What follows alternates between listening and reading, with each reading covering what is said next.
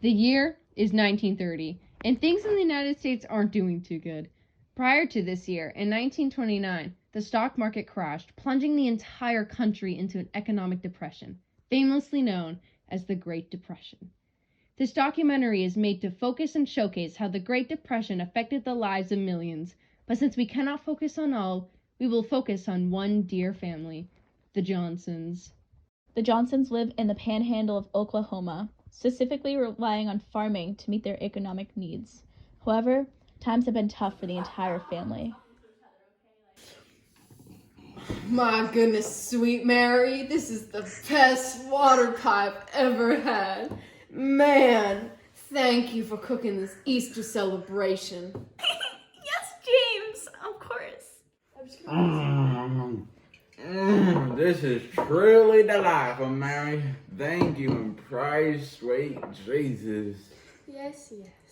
Brings me back to when Bertha would cook for me. Back when we first bought this house. After fighting in the Civil War, where John lost his leg, John, along with his wife Bertha, moved in 1873 to the Oklahoma Panhandle to settle down for a new life. Thanks to the Homestead Act, the two had the opportunity to gain cheap western land from the government. Thank God for land. I'm so grateful we have this lovely house to start a family together. Life was going great for the Johnsons. With the addition of Henry II, Bertha being pregnant again, the house being finished, and the farm being prosperous, everything was great. But tragedy struck the family when in 1881, Henry II died of scarlet fever. Shortly after that, Bertha miscarried, potentially due to the stress caused by Henry II's absence. It wouldn't be until 1892 when things started to turn around for the family. After many failed tries, Bertha got pregnant again!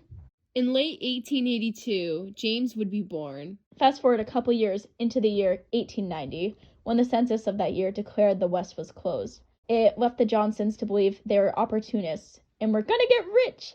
Due to this, they remained at the farmhouse leading an agricultural life, sticking to going to populist rallies and drinking at country taverns, where James would meet Mary, who happened to be advocating for prohibition, instead of venturing off into the industrial urban life.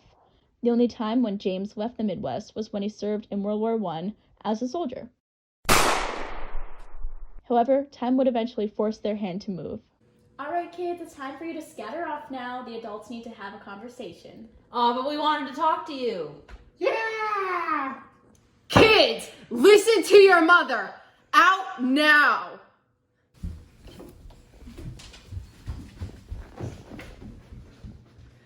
Kids these days. I tried harvesting crops a couple days ago all by my lonesome, but the soil is so damn dry. It's a damn desert out there. I can barely afford the necessities to live anymore for this family. The depression has taken its toll on everyone. I mean, my parents have lost everything. They stored everything in those damn banks on credit, and now we have nothing. It's alright. We'll figure this out. The Johnsons are a tough bunch. It'll be alright.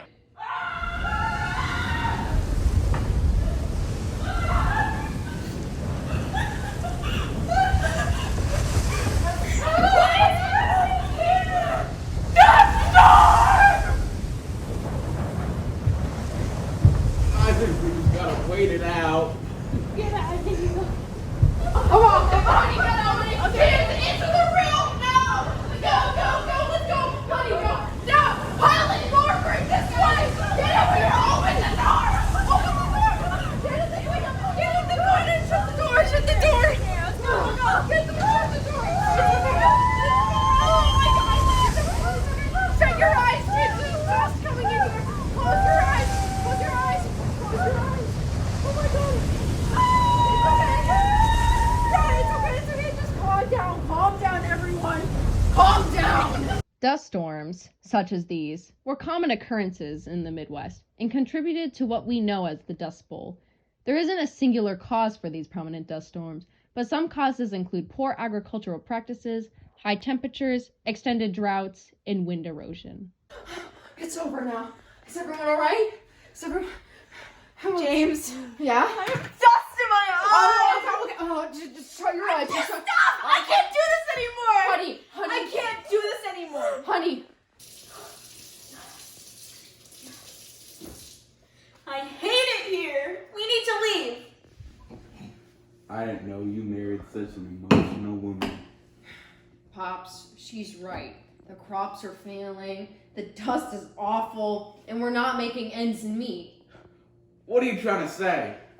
We need to move to the city. I can't do that. I made this house and I'm dying in this house. Dad, look, I have responsibilities now. I have a wife and children now. You're welcome to stay, but I'm leaving. Stop making excuses, James. I hate my old man sometimes. Mary, Yes? come on, sweetheart. Pack your belongings. We're leaving. So soon? Isn't this what you wanted? Come on. We're heading on the next train westward. Just anywhere but not Chicago. Honey, thank you. Of course, sweetheart. I'll do anything for this family. And so it was decided James, Mary, and their 3 children would venture off into an urban area that would be decided, leaving behind the life they had dreamed of in Oklahoma. However, Bertha and John refused to leave the house they had built, refusing to uproot their entire future just because of some dust. The Johnsons departed early in the morning and set off in their old truck to the train station.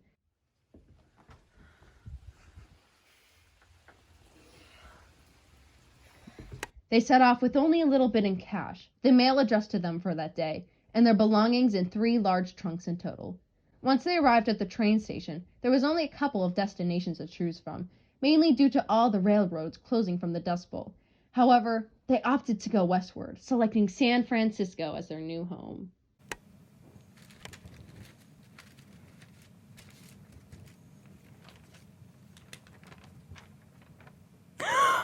Oh, sweet Jesus, Mary, you woke me up. What is it now? My father, he killed himself because of how much debt he was in. What? Give me that. Oh, my sweet Lord. Jesus. Mary, I'm so sorry. With the news of Mary's father's death, it set the mood for the entire trip, and perhaps foreshadowed the unfortunate circumstances that would behold the family in their new home. Excuse me, you're in our way. Look, it's some Okie farmers seeking refuge after a little bit of dust. Unbelievable. I hate these dirt poor farmers stealing our jobs. Go back to your plains. Excuse me, at least I can sow a field. I mean, what can you do? Hit a hammer and call it a job? At least I have a job. Ugh, get over here! Screw off! James, stop. You need to calm down. Honey, it's okay. Just go with the children. Hey, get back here. You started a brawl. You finished one. Excuse me, don't talk to my wife like that! Behind you! What? What is it, mate? What the hell? It's not even worth it. Let's go. James, what are you doing? You can't go around punching everyone that upsets you, otherwise this will all be for nothing. Where are we going? Mary, I'm so sorry. It's just, it won't happen again, all right? Just go find a little street corner over there where the children can be, all right? I promise I'll find work and housing tomorrow. A street corner? Okay, I'll find some newspapers. All right. Children, Mommy needs you to do something. Boy, watch where you're going. Watch where you're going. You're not from here, are you? How did you know? I just moved here. Today, eh? It's a shame. The city is a sham. It's hard to find work and even harder to find housing. Wish I knew that. I just brought my wife and 3 kids from Oklahoma. My wife is so excited. I don't know what I'm gonna do. Let me tell you what. I have an apartment a few blocks up from here. I'll let you stay as long as you pay 75% of the rent. You better pay the rent. Really? Or I'll make problems. Yeah. Check on it. Fine, but you're not mafia, right? No, I'm just some factory worker. My name's Roy. I'm Danise. Nice to meet you. It's this way. Let's go. Yeah, my wife is actually down here anyways. I mean. And so, on the first day of living in San Fran, James had secured a tenant house for his family and a new best friend. What could possibly go wrong now? The next day brought high hopes for the entire family. Mary sent the 3 kids off to sell newspapers that they bought with a couple pennies. Roy went off to his job at the hardware factory. James went to go look for a job, and Mary stayed home to tidy up the apartment.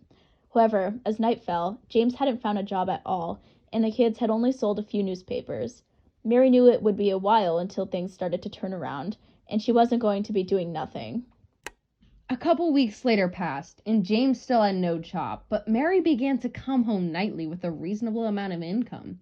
The whole family had noticed she would leave late at night and return early in the morning with large sums of cash. This went on for a couple days before James confronted her in the early morning. Carrots. Tasty little piece of... Mary! I've been waiting for you all night. It's morning. Where have you been? Please, James, I'm tired. I don't really want to talk. No, where have you been? What's in this? Money? I can explain. Where are you getting all of this? Listen. I mean, oh my god. What? Have you been stealing? Did you, pickpocket some people? Where have you been getting all of this? Dad, are you that blind? Mommy's obviously been holding herself out. Please, I can explain. I don't want to hear it. I don't want to touch your money. You've been prostituting against the Lord, against everything we believe in. We are gonna starve. I'd rather starve than see you turn into a prostitute, Mary. Tell that to our children. Tell that to our children.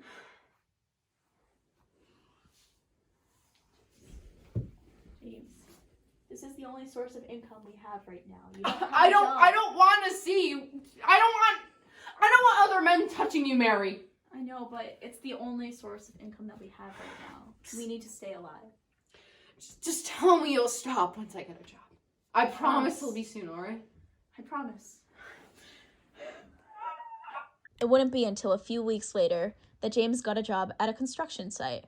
Meanwhile, he and Roy had gotten closer and would wait together in line at the bank for their paycheck, sometimes for hours on end. Jesus, when's this line gonna move? I don't know.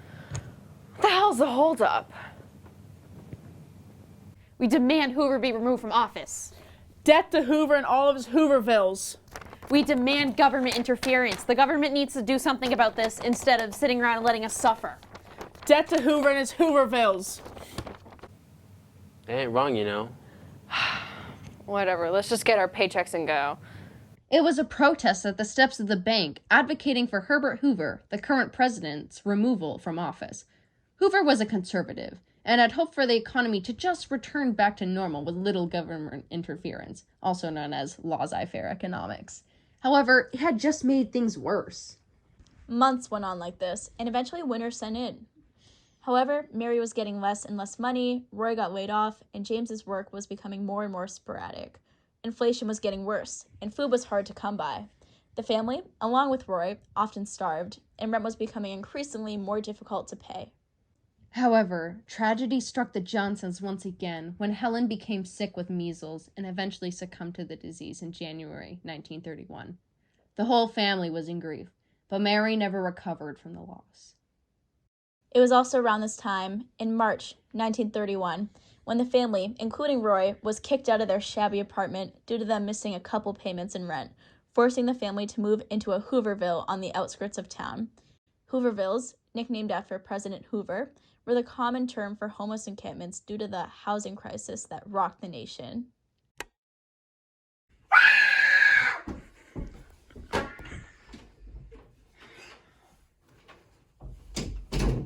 Daddy, you're home. Shut up. What? Leave me alone. But Dad. You I hate you. Go, goddamn all of you. You do nothing. You play ball. You little. I can't stand you lazy lumps. I need to clear my head.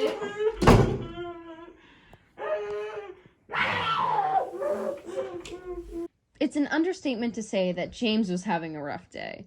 James had decided to participate in a labor strike earlier that day, since his wages were getting cut and hours were becoming more and more rare. More wages, more hours.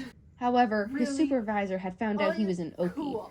such a derogatory term for Oklahoma farmers that migrated westward during the Great Depression, and he was promptly fired from his job. On top of that, on the way home from the failed labor strike, he stopped at the post office, where he learned that over a month ago, his parents, John and Bertha, had died due to starvation. The winter had claimed them too. James was about to reach his breaking point. He had just about had it. His daughter Helen had died, Mary was still prostituting, he was jealous of Roy getting a new job, his other 2 children weren't doing anything to contribute to the family. He had lost his job, and his shell shock from WW1 was getting worse. All it would take was one straw to break the camel's back, and it was about to come in the form of a mistress. As James was getting more and more angrier with Mary, he kept his distance from her. Eventually, the two had barely had contact with one another, only living in the same house because they had no money. As James was drinking more heavily, he met a woman that often frequented the speakeasy he went to, as Prohibition was still in effect at this time. The woman, named Anna Webster, was a recently widowed woman who also turned to drinking to cope with the death of her husband. James could relate to Anna, and the two got closer and closer each day, until they officially started an affair. James knew this directly went against his faith, but he no longer believed in the Lord. I mean, if God had allowed all of this bad stuff to happen to him, surely he isn't with James anymore. He reasoned that if the Lord had abandoned him and Mary had cheated on him every waking night, at least that can justify all that is happening. Hey, Anna! How are you today? Good, how are you? I'm doing good. It's a lovely evening, I just wanted to say that I love you so much. I love you too. Well, what's wrong? Anna knew that James was married and was being unfaithful to his wife. I mean, he didn't do a good job at keeping his wife a secret. Oh, look, this is just a silly little band I got, but you are right. I am married. But Anna didn't mind being the other woman. She was lonely, and James was good company. But she couldn't deny that she was jealous of the wife she hardly knew. James had indeed thought about divorcing Mary. The thought invaded his mind every single day. He was happier with Anna, and things were strenuous with Mary. Why did he continue to make himself unhappy with her? But once this depression's over, I promise, the two of us are gonna get married. It's just times are tough. You mean it? Yes, I mean it, but we just gotta wait it out. And wait is what they did. However, it all came to a head in April 1931, 3 months after the affair had started, when Mary discovered that her husband was cheating on her. Mary had noticed little things prior. James frequented the house less and less. He was more distant. He no longer showed affection to Mary, or to anyone in that case, and he made no attempts to bridge the ever-growing gap between the two. Mary knew something was wrong, but she was too afraid to confront James. He couldn't do no wrong, right? But when Mary noticed lipstick staining James's white t-shirt, a shade that she had never worn because it never looked good on her, she knew that something was up. What? James! Woman, what do you want? Explain this. Honey, I can explain. This is obviously you. But crimson is not my color, okay? You have been cheating on me this entire time. I'm the cheater. You cheat on me every single night. You don't see me complaining about it, huh? I don't do it by choice. I do it so that way my children can live. I do it so that way I don't have to lose another one. What do you do for it, huh? So that way, because you're jealous of me? What is your goddamn reason? Oi, what is going on? Ronnie's been cheating on me! Is this true? I can explain. Get over here! I hate you! I hate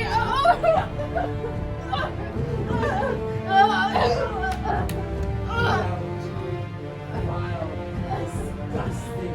Scum. You're not here. Safe here.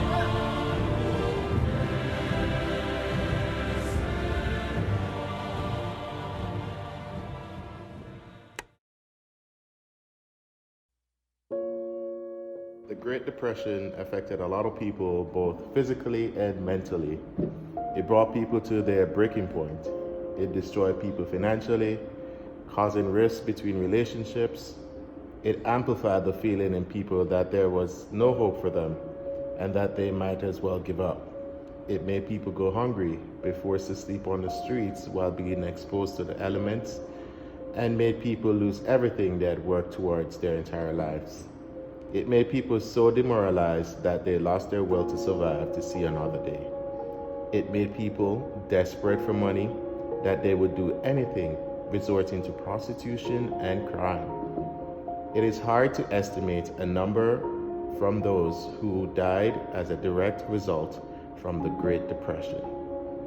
But life expectancy went down and death rate rose. However, things would soon turn around. The election of 1932 was approaching between sitting Republican President Herbert Hoover and Democratic candidate Franklin Delano Roosevelt, or FDR. Hoover, already unpopular at the time, promises protectionism and some government interference to end the Depression, but that is not enough for voters, as FDR wins the election. FDR promises a New Deal for Americans, unemployment aid, federal spending cuts, and repeal of prohibition. He carries through with all of these promises.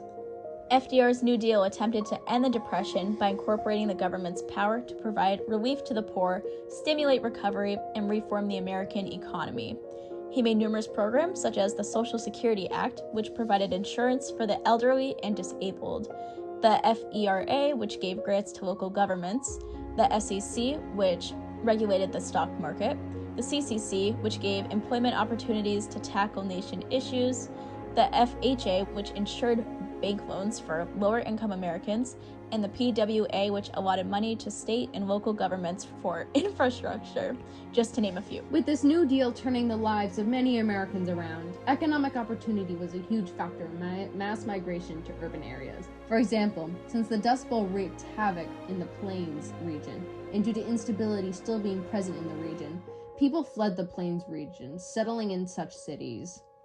But finally, the U.S. was being pulled out of the rut of the Great Depression, or at least the worst of it. As the government got bigger in this time of crisis, it also made the U.S. into a limited welfare state.